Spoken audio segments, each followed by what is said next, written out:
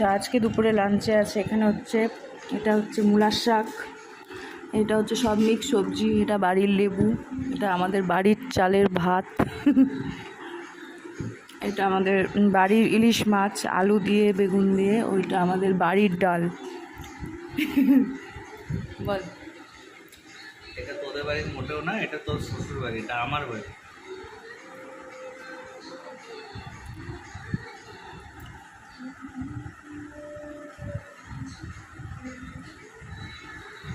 একটু মাছ খাও। সামনের পুকুরে আমরা ইলিশ চাষ করি। ওই যে সামনের পুকুর, ওখানে আমাদের ইলিশ চাষ হয়।